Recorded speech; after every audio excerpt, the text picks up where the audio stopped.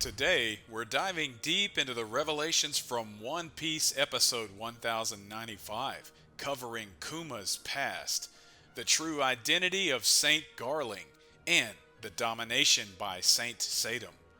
Episode 1095 of One Piece drops some jaw-dropping truths one after the other. In particular, the uncovering of Kuma's past and the revelation of his race has ignited some heated debates among fans. Also, there's been a ton of speculation surrounding the true identity of Saint Garling and the actions of Saint Satem. If you find the theories I'm about to present intriguing, smash that like button and don't forget to subscribe. If there's a scene or another theory you're curious about from my breakdown, drop a comment and let me know. Just a heads up, this video contains spoilers up to episode 1095, so proceed with caution. Now, without further ado, let's dive right in. Our analysis for episode 1095 focuses on these 5 points. Number 1, Saint Satem versus the Straw Hat Crew. Number 2, Kuma's race revealed. Number 3, is Bonnie an adopted child? Number 4, the history of God Valley. And number 5, the Revolutionary Army's first encounter. Enjoy the following discussion. In the previous episode, chapter 1094, one of the 5 elders, Saint J. Garcia Saturn, finally transformed into what seems to be an awakened zone form. While a full-fledged battle hasn't been depicted yet, it's clear he possesses a level of strength that sets him apart from past adversaries. Take, for instance, the Japanese sword that Bonnie stabbed into him. He just pulled it out, and not a drop of blood was in sight, highlighting his absurdly rapid healing. Whether his exoskeleton is as durable as it was during Queen's reign is still debatable, but he did manage to send Sanji, who had powered up immensely in Wano, flying with a single blow, even making him cough up blood. Just based on this attack, his power clearly surpasses Queen's Dragon Fruit ancient model Brachiosaurus. Hey, can anyone move? Sanji. No, that's the problem. We're pinned down by something. Frankie. It wasn't just Sanji who got hit. Frankie and Dr. Vegapunk, for some reason, were unable to move from their spots. Dr. Vegapunk even mentioned, if it's not science, then it's a devil fruit power. In the panels where Sanji and Frankie are immobilized, there's a faint miasma-like aura emanating. So, this isn't the power of Conqueror's Haki or some chemical ability. It likely originates from Saint Satem's awakened zone-type devil fruit. On social media, the leading theories about the nature of Saint Satem's devil fruit suggest it's based on the Japanese ogre, Ushioni, meaning ox demon, or one of the 72 demons of Solomon Baal. But before Christianity labeled Baal as a heretic, he was a pagan god.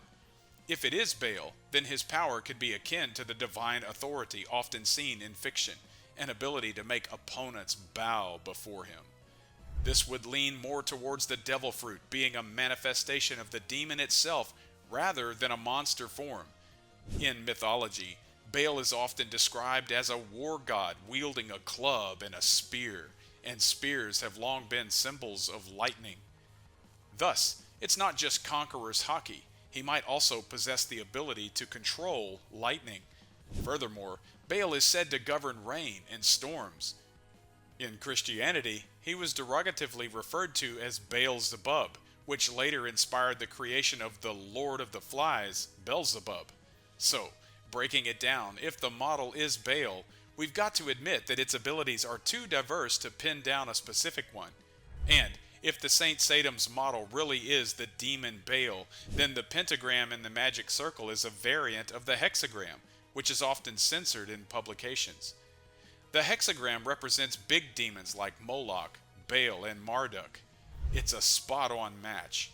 However, this means that the 5 mark in the magic circle relates to the 5th demon of Solomon's 72 demons, which isn't Baal, but Marbus. So, there's a slight inconsistency here, making it hard to firmly say the model is Bale. Interesting.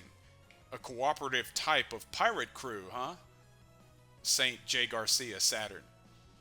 Seeing Frankie help Luffy, Saint Satan called them a cooperative crew. But generally, the four Emperor's crews are cooperative in nature. The Red Hair Pirates, and yes, even the Blackbeard Pirates, while formed due to shared interest, still deeply care about their crew members. The Big Mom Pirates are bonded by blood, and the Beast Pirates are highly meritocratic. But that doesn't mean they aren't collaborative. However, if you're talking about uncooperative pirate crews, one particular name springs to mind: the Rocks Pirates.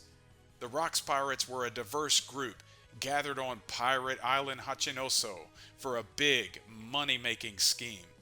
They were so brutal that crewmate killings were a common occurrence on their ship. Sengoku.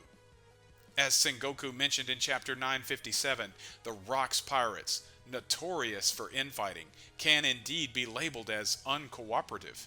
This means that Saint Satem's statement could be comparing the Rocks Pirates to the Straw Hats.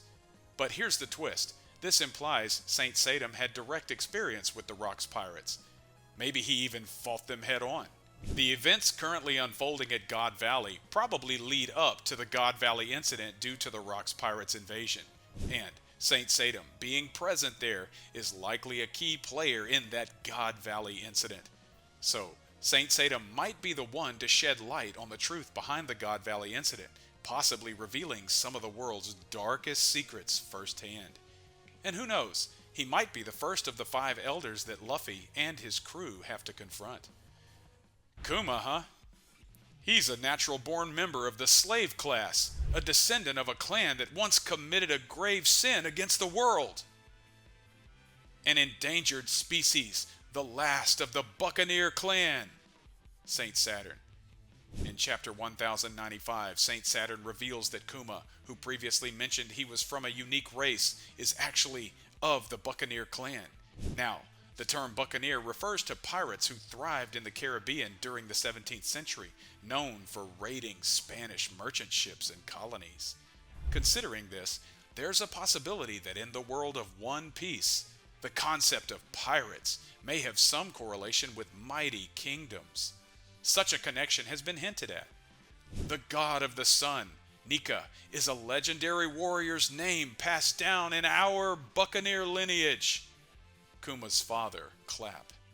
According to Kuma's father, Clap, the Buccaneer lineage has been passing down the legend of Nika for generations. Given that the legend of Nika has been shared only among certain minorities, it can be said that except for figures like the 5 elders, only the Buccaneer clan really knows about Nika. Yet, the guard to whom Who's Who had told existence of Nika knew the same story Clap told Kuma. Considering Fisher Tiger, who was enslaved in Mary Joie, later formed a pirate crew symbolized by the sun. These suggest that the legend of Nika might have been shared among the slaves in Mary Joie through prisoners who overheard Clap and Kuma's conversation. Furthermore, Saint Saturn mentioned that the Buccaneer clan committed a grave sin against the world. When Saint Saturn says the world, it likely means the world controlled by the world government. It's plausible to assume that during the Void Century, with Joy Boy being Nika, the Buccaneers were on the side of that certain kingdom, opposing the world government. This implies that during the Void Century, the Buccaneer clan might have dealt a significant blow to the 20 kingdoms. Could this be the grave sin against the world that Saint Saturn speaks of? You're the Spotlight Buccaneer this time around. I heard you have giant's blood in you. Emporio Ivankov. According to Ivankov, the Buccaneers are believed to have giant's blood, having their unique race name Buccaneers and being distinct from the giants, and despite their supposed grave sin, they weren't killed but were researched over a long time to develop the pacifista weapon. From this, we can infer that the Buccaneer clan might have some unique genetic traits. The pacifista, which is different from the usual cannons and warships. This suggests that they couldn't have been created without using Kuma, who possesses this special gene, as a model. By the way, something that's been on my mind lately is the possibility that Bonnie might not actually be Kuma's daughter. Thought of that because we recently got a glimpse into Kuma's past, and a particular exchange caught my attention. "Will you set me free as well?" Jewelry Bonnie. "Of course!" Bartholomew Kuma. From the looks of the panels, it seems like a conversation between Bonnie and Kuma. But it doesn't quite have that parent-child vibe, right? More like the Revolutionary Army trying to free a slave or something. Moreover, we also found out that Kuma belongs to the Buccaneer race, and if we go by what Ivankov mentioned, the Buccaneers are like a subcategory of the Giants. Given Bonnie's appearance, she doesn't strike me as someone from the Giant lineage, suggesting that she may not be blood related to Kuma. Now, here's another twist. The character introduced in the last page, Ivankov's sister Jenny, not only shares a similar name to Bonnie, but also has a similar vibe, especially munching on that mangatic meat. Could it be that Ivankov's sister Jenny's child is actually Bonnie? Imagine this. What if Kuma and Jenny got married and Bonnie was born from their union? If Bonnie inherited more of Jenny's traits, she might not showcase the typical Buccaneer appearance. But going back to that earlier exchange between Kuma and Bonnie, it doesn't feel like they were related from the start. Just like Dr. Vegapunk adopted Sentomaru and raised him like his own, maybe Kuma did the same with Bonnie. And if Bonnie and Kuma aren't related by blood, it would explain Saint Saturn's statement in chapter 1089. The daughter of Kuma? No need for her anymore. Just let her be. She's just a little girl. Saint J. Garcia Saturn. If Bonnie truly had Buccaneer blood, the descendant of a clan that committed a grave sin against the world, there's no way Saint Saturn would just let her go. It's known that the world government was investigating whether Jewelry Bonnie had Kuma's blood, but maybe they found out there was no blood relation and just left her be. Moreover, it seems Kuma might have had some deep feelings for his best friend Ivankov's sister, Jenny, and he cherished her daughter, Bonnie, as if she were his own. That's one way to look at it. 38 years ago, Roger teamed up with Garp to protect the Celestial Dragons and their slaves from the Rocks Pirates. This mysterious event was dubbed the God Valley Incident. Now, in chapter 1095, fresh details are unveiled. For the first time in the series, we learn that God Valley in English means Valley of the Gods. Despite its divine name, this place has no affiliation with the so-called gods in the world of One Piece, the Celestial Dragons. It seems it was once a non-member nation of the world government where a king ruled. So, why was this island named the Valley of the Gods? Interestingly, there's another location with a similar name already mentioned in the series, the Land of the Gods.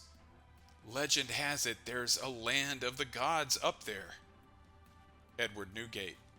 Whitebeard mentioned this in Marco's flashback in chapter 1023. Before the Celestial Dragons settled in Marijois 800 years ago, it was inhabited by the Lunarians, where it's believed the Land of the Gods existed. From this, one might deduce that both the Land of the Gods and Valley of the Gods refer to the same god. In other words, it is possible that this word God refers to a different entity that is God in the Lunarian tribe, and not the Celestial Dragons.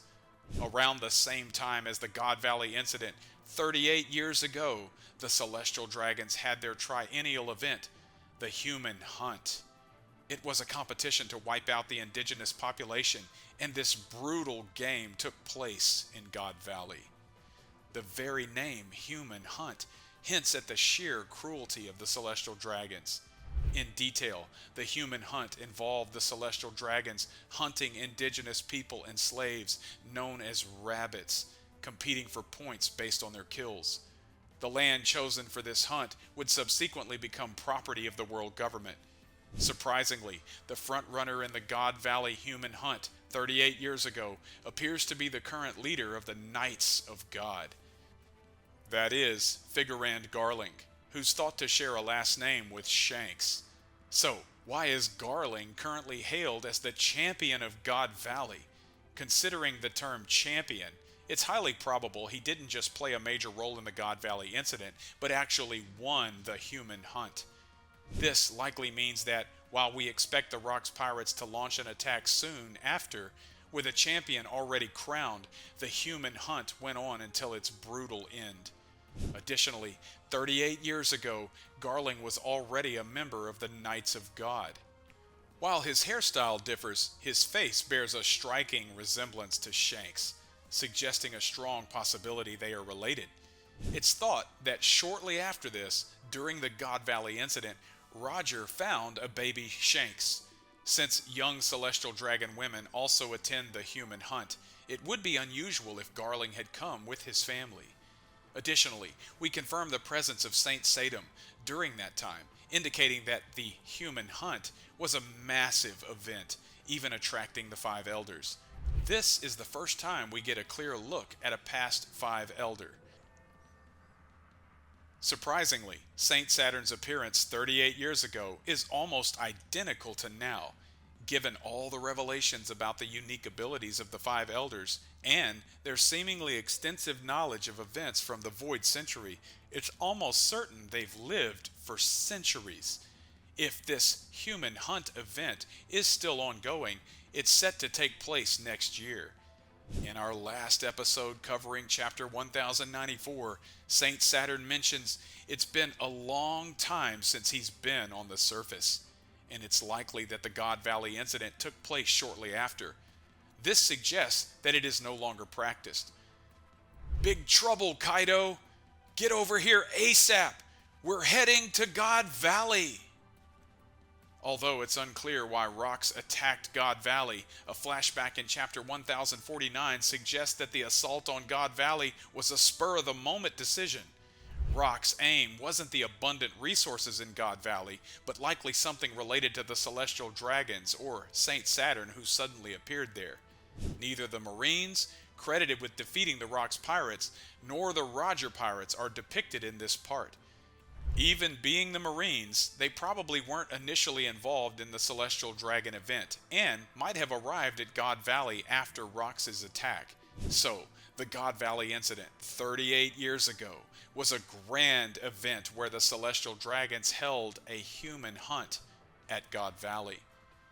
Were they there on orders from the Celestial Dragons or Saint Saturn? Or was it the Rocks Pirates seeking something related to them? To protect the Celestial Dragons from the Rocks Pirates, the Knights of God and Saint Saturn might have battled the Rocks Pirates. The details are hazy, but it seems likely that Roger and Garp joined the fight after hearing about the Rocks Pirates' assault. The island known as God Valley is now missing from current maps. In fact, God Valley has vanished without a trace. Sengoku. According to Sengoku in Chapter 957, the island called God Valley has completely disappeared. The island the world government wanted to hide has vanished. Sengoku. Furthermore, from Sengoku's explanation, there's a very high chance that it was the world government who made God Valley disappear. It's almost certain that figures like Saint Garling, Saint Saturn, Kuma, and Ivankov were deeply involved in the God Valley incident based on the timeline. At this point, Kuma and Ivankov were slaves. So, it's conceivable that among the celestial dragons and slaves Roger and Garp were protecting, Kuma and Ivankov were included. And what they witnessed after the God Valley incident could very well lead to the world you'd rather die than live in, hinting at the deep, dark secrets of the world. In Chapter 1074, Bonnie witnessed a memory of Kuma. In that memory, Kuma was oppressed by the celestial dragons and forcibly taken back, possibly for experimentation. Now, the last page of Chapter 1095 picks up right where that left off. You dare run away on your own? We're in this together, all 10 of us. If you bolt, they'll kill every single one of us. Someone is trying to drag the unconscious Kuma back after hearing this. Just before this, Saint Saturn, who is in God Valley, gets a report of the escaped children from the Bacania tribe. So it's likely that this location is also God Valley. What's even more shocking is the appearance of Emporio Ivankov, who back then was just a child and a slave. Nowadays, he's the Okama Ivankov, but back then he spoke in a masculine tone and was referred to as Big Bro. Right next to Ivankov is a girl slave named Jenny. Given her entrance, it's certain she plays a crucial role. However, unlike Ivankov and Kuma, Jenny hasn't appeared in the current storyline, which probably means she's no longer alive. About Jenny's true identity, well, to cut to the chase, she's likely Bonnie's mother. That's because after these events, both Kuma and Ivankov eventually break free from slavery and join the self-proclaimed army. Later, they form the Revolutionary Army with Dragon. Considering the decades-long connection between Kuma and Ivankov, it's safe to say Jenny probably acted alongside them. Moreover, Bonnie and Jenny's names are quite similar, and their features match too. There's a scene where Jenny is seen munching on a huge piece of bone-in meat, much like Bonnie's voracious eating habits. So, Jenny being Bonnie's mother is a solid bet. With this revelation of a pivotal character from 38 years ago, some might wonder if Jenny could be Luffy's mother. But let me set the record straight. It's highly unlikely. Sure, Jenny is seen eating meat on the bone, Luffy's favorite. And yes, in the past, Oda-sensei did describe Luffy's mother as having curly hair like a middle-aged woman. However, Jenny doesn't seem to match the strong and stem woman description Oda mentioned. Plus, Ivankov didn't know Dragon had a son. The first encounter of Ivankov and Kuma, both founding members of the Revolutionary Army, remains shrouded in mystery. Why did they form the Revolutionary Army, an organization aiming to overthrow the world government? Many believe it's because they witnessed the dark stains of the world government firsthand, growing up as slaves. In the recent chapter 1095, we learned that Kuma's parents tragically passed away when he was just a child. As many of you know, he later found trustworthy allies like Ivankov and Dragon. Together, they formed the Revolutionary Army with the singular goal of defeating the world government. This story arc feels eerily similar to Robin's past. The island Robin called home, Ohara, was obliterated by the Navy's buster call, claiming her mother's life in the process. Saul, her friend, seems to have a higher chance of being alive recently, but Robin, back then, believed he died, especially after witnessing him being frozen by Aokiji. Despite being pursued by the Navy, Robin managed to survive, and eventually found a place among the Straw Hat crew. She now carries on the will of Ohara, seeking to unveil the mysteries of the Void Century. Kuma and Robin's past, their life trajectories, they have certain parallels. Drawing from these similarities, it's plausible that Kuma, who is currently attacking Mary Joie despite being unconscious, has motives rooted in his oppressed past as a slave under the world government. This might revolve around his identity as a member of the Buccaneer tribe. Perhaps he's after something from his time as a slave in Mary Joie, something that would jeopardize the world government's trust and existence. Or, given his admiration for Nika, he might be on a mission to liberate slaves, just like Nika did, drawing inspiration from his painful days as a slave. After enduring cruel treatment from the celestial dragons and witnessing his parents' murder in Mary Joie, there's a chance Kuma felt the need to erase his memories. This suggests that Kuma might have willingly erased his own memories. If we consider that his ultimate goal is in Mary Joie, becoming a pacifista might have been part of his grand plan. So that's my take on it, but what do you guys think? That's all for today. This channel posts summaries, explanations, and ranking videos related to One Piece. If you like One Piece, we would be happy if you could support us by subscribing to our channel and commenting. Thank you for watching till the end. See you in the next video.